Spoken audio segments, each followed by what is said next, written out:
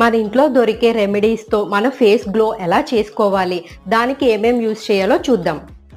First of all మనం ఒక papaya paste అనేది తీసుకోవాలి. దానికి కొంచెం శనగపిండి యాడ్ చేయాలి, కొంచెం పసుపు